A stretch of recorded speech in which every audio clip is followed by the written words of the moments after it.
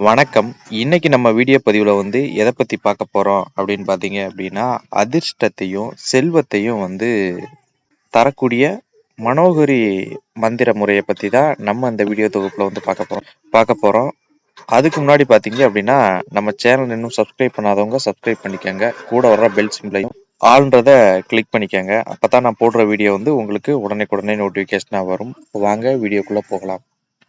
இந்த மனோகரி வழிபாடு பார்த்தீங்க அப்படின்னா, வட மாநிலங்கள்ல உண்டு. தமிழ்நாட்டுல பார்த்தீங்க அப்படின்னா கிடையாது. சுத்தமாவே பார்த்தீங்க அப்படின்னா கிடையாது.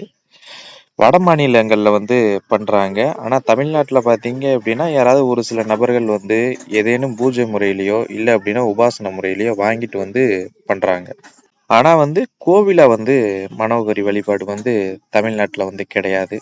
இந்த மனோகரி வழிபாட்டுனால நமக்கு என்ன நன்மைகள் அப்படின்னு பார்த்தீங்க அப்படின்னா, இந்த மனோகரி வழிபாடு பண்ணிக்கிட்டு இருந்தோம் அப்படின்னா, சூதாட்டத்துல பார்த்தீங்க அப்படின்னா வெற்றி பெறலாம். சூதாட்டம் அப்படின்னா லாட்டரி, ஏதாவது பந்தயங்கள் இதுல பார்த்தீங்க அப்படின்னா அதிர்ஷ்டத்தை தந்து பார்த்தீங்க அப்படின்னா வெற்றி பெறலாம். பெரும்பாலும் பார்த்தீங்க அப்படின்னா வட மாநிலங்கள்ல இதற்காக தான் பயன்படுத்துவாங்க.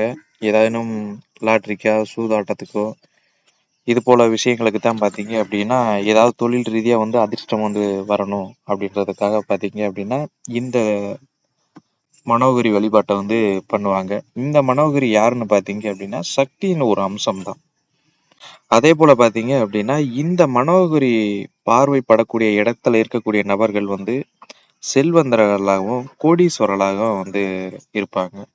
இதை பார்த்தீங்க அப்படின்னா குரு மூலியமா நான் கேள்விப்பட்டிருக்கேன். ஆனா நான் பார்த்தது கிடையாது.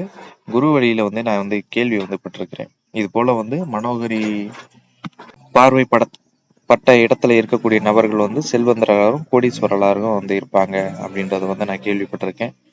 இந்த பூஜை முறையை எப்படி பண்றது அப்படின்னு பார்த்தீங்க அப்படின்னா, சந்தன மரம் அப்படி இல்லைன்னா நெல்லி மரம் அப்படின்னா பெரிய நெல்லிக்காய் இருக்கு பார்த்தீங்களா, பெரிய நெல்லி மரம் அது, அப்படி இல்லை அப்படின்னா பலா மரம். இந்த 3 மரங்கள்ல ஏதாவது ஒரு மரத்துல பார்த்தீங்க அப்படின்னா பாவை செஞ்சு வச்சுக்கோங்க. ஒரு பெண் உருவம் போல பாவை செஞ்சு வச்சுக்கோங்க.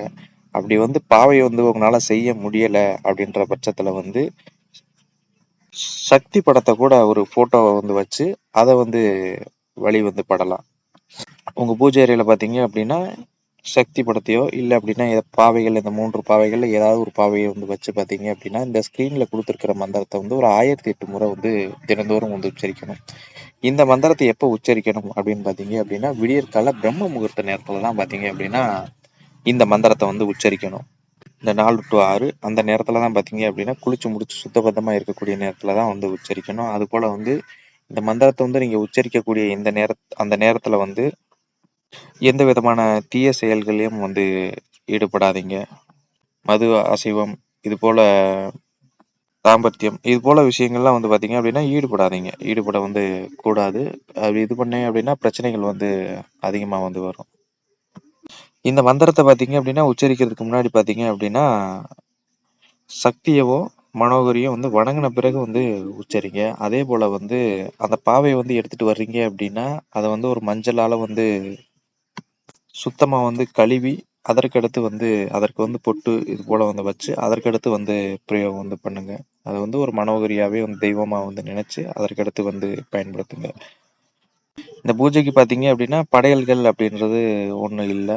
உங்களால தோணுச்சு அப்படின்னா ஒரு வெற்றிலை பாக்கு, பூ, பழம், தேங்காய் இது போல வச்சு முதல் நாள் ஆரம்பிக்கலாம். நன்றி, வணக்கம்.